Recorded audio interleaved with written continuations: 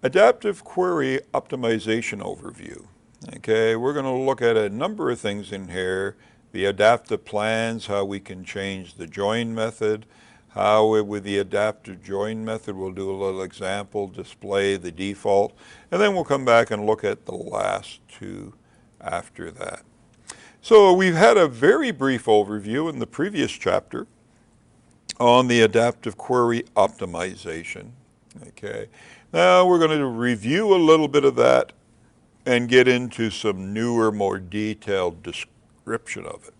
So the adaptive query optimization is a set of capabilities that enable the optimizer to make a runtime adjustments to the execution plan and discover additional information that can lead to better statistics. The whole idea is observe the behavior of the query and see if we can improve things based on our observations in the future. Adaptive query optimization is extremely helpful when the existing statistics are not sufficient to generate an optimal plan. The database is used as adaptive plans when only certain conditions are met on 12C. The first condition is you have to be running the optimizer in the 12C mode. So optimizer feature enabled needs to be set to 12.101 or greater. The second thing is there's a second parameter, optimizer adaptive reporting only, that if this is set to true, it's looking at the decisions it could make, noting them, but not actually doing them. It's sort of a test mode. If it's set to false, instead of reporting them, we're actually making the changes. We're actually using this feature. So to use it, set the features enabled to 12.101 or greater, and optimizer adaptive reporting only needs to be set to false. And then we're ready to go with the new features. Okay, and there are two things that can change. One of them is the join method. The join method decision is deferred until runtime. It actually builds a default plan based on the available statistics. It will decide whether a nested loop or a hash join or a sort merge based on the current information is the best choice. Then it will build alternative subplans, okay, as part of the process. That could be, if I do a nested loop, the other option is I can do a compute. I can do a hash join. And those tend to be the two, at least the two we look at in this class. And it builds an alternate plan using another or a set of join methods. And then it inserts statistic collectors at key points in the plan. What it wants to do is take the plan it thought was best based on the statistics, that's our best shot at it now, start executing it, observe the behavior, and if we see the behavior is consistent with the plan, then we're going to stick with that plan. If not, it may be time to switch to another join method. And it will make a one-time switch for the life of the statement in memory. If the statement ages out or we shut the server down, when we bring the server up or we have to do a new hard pass to put it back in memory, it gets another opportunity to do the adaptive plans. But once it's decided to not switch or to switch, it's a one-time decision for the life of the statement and of the execution plan in the shared pool. Okay. So the final decision is based on actual statistics from the execution. The defaults and subplans have valid ranges for the statistics collected. And if the default plan is within range, use it. If it goes out of range and one of the other plans is in range, let's go for that. If the statistics, and that's just what we say here, if they're out of range for the plan we're running with right now, swap the plan because we expect it to give us better performance in the big picture. This requires buffering near the swap point to avoid duplicating the rows being returned. If we go with one execution plan and actually return the first 20 rows before we decided to swap, then swapped and returned the first 20 rows again, that's undesirable. So what they do is buffer it up in memory and don't give it to the client until they decide to either stick with the current plan or do their one-time swap of the plan. Adaptive join methods.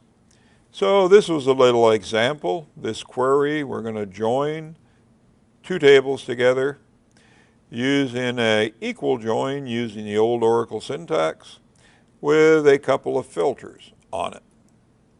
Okay. The query finds all the products with a unit price of 15 that are sold more than once. An adaptive plan for this would indicate there would be two ways of doing the join. If we were expecting a small number of rows, nested loop might be a good choice. If we were expecting to return a large number of rows, maybe a hash join would be a better choice. Okay, so this is the example of it in action. We pre-calculate alternative plans, store them in the cursor. In this case, a nested loop is replaced by a hash.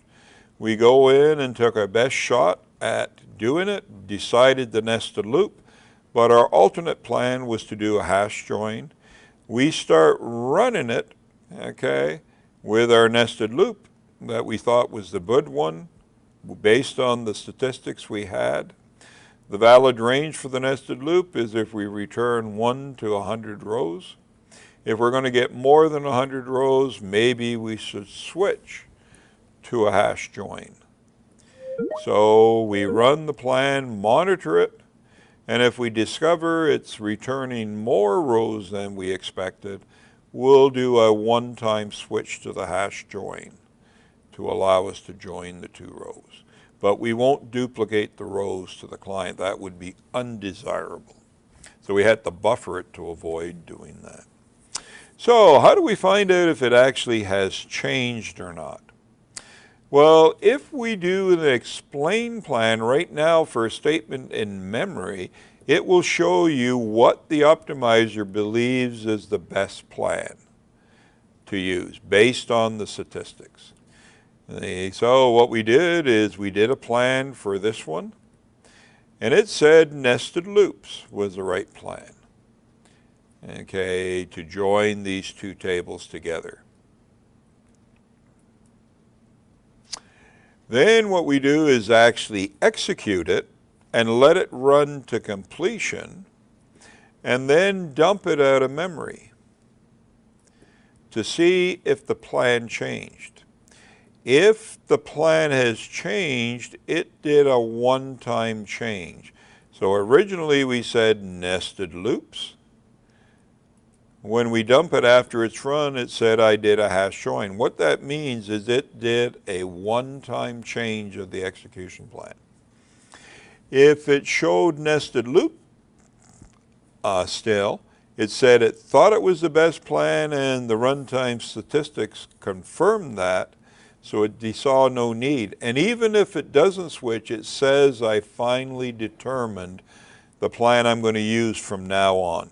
By the end of the first one, we know whether we're going to switch it or not, and whatever plan we've used by the end of the run is the one we're going to go with into the future. That's the one that's in memory. The next time we execute it, we'll use it. And the data collectors and the ability to switch the execution plan has been ended, okay, when we make the final determination, whether it's switched or not. So we can add a new parameter when we dump the information, and it will give us additional notes. Dynamic statistics used for this one, and this is an adaptive plan. Rows marked as a dash are the ones that are inactive. So it showed it hash join and nested loop, and right now the nested loop is dashed out. It picked it originally if this was a continuation of our example, but now it decided to switch to the hash join, so it commented out the line. It shows both of them in there, so you got to get used to reading, but the ones with the dashes in them are basically commented out. They're not being used by the execution plan at this time. Okay. We also added a column to $SQL called isResolvedAdaptivePlan to indicate whether or not it's been resolved. Early on, before we get to the first test point to test it, it's still open whether we're going to change it or leave it with the original plan. Once this gets set to resolved, it says I've got to the decision point, made my decision. Whatever is in memory now is the one we've gone with. Before we get this set to is resolved to true, it could still change it further on in the execution. The resolve plan is used for all further executions unless the statement ages out of memory or we shut the server down. And as I mentioned, the collectors and the buffering to buffer out duplicating the rows is disabled now. Cost us a little bit to test it, but now we may get a better execution plan. Next up is additional features that we bundle under the adapter optimization. So the second area you can use is the parallel distribution. Okay. So if we're doing parallel execution plans, it requires data distribution for the operations such as parallel sorts, aggregations, joins between different slaves. And there are a number of distribution algorithms it can use. One distribution algorithm favors a small number of rows in the result set. The other one favors, generally that's available, the broadcast favors a large number of rows. Okay. And they have a new distribution method called hybrid hash, which is the new method that it's using until it actually decides. At this point, it hadn't made a filing decision to either do the hash or the distribution. Hash works well for a large number of rows. Broadcast works well for a small number of rows. Okay. Statistics collectors are inserted in front of the parallel server processes on the left-hand side of the plan when we're joining things, the deriving table. If the actual number of rows is less than a threshold, there is a switch from the hash distribution to the broadcast, where we assume hashed initially and then we switch. That's why they call it the hybrid. We can still switch. We haven't made the final determination. So we're having on one side a group of slaves, on the other one. If the total rows scanned is less than a threshold, then we go to broadcast. If they're higher, we're getting lots of rows, let's leave it with the hash when we join the department and the employees table as a parallel operation. So the hybrid hash is used instead of a traditional hashed. When we do a parallel operation in 812, we dump it out. It says hybrid hashed. Okay. And that's the hash algorithm that it will use when we're doing the hashing. So we have a quiz for this one. Identify the characteristics that must be supported by an application is designed for SQL execution efficiency. And we have three choices. So which ones are they? A, use of concurrent connections. B, use of cursors so that SQL statements are parsed once and executed multiple times. C, for data warehousing queries, use cursor sharing so that you can get the best plan. And depending on how good your memory is, you might have remembered this from a previous chapter. So answer was B, use of cursor so SQL statements are parsed once and executed many times is our general goal for an OLTP. Okay, for a data warehousing, quite often using literals will allow us to get a better view of the data, especially if we have histograms. Second question. The decision on distribution method is based on operations and the expected number of rows to be returned. And after you contemplated it, the answer is true. Okay, we base on which distribution method we're going to do is how many rows we actually have.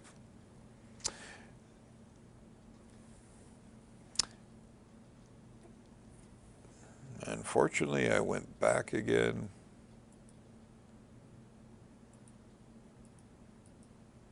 And that was the end of the lesson. We do have an interesting brief practice to have a look at using adaptive plans.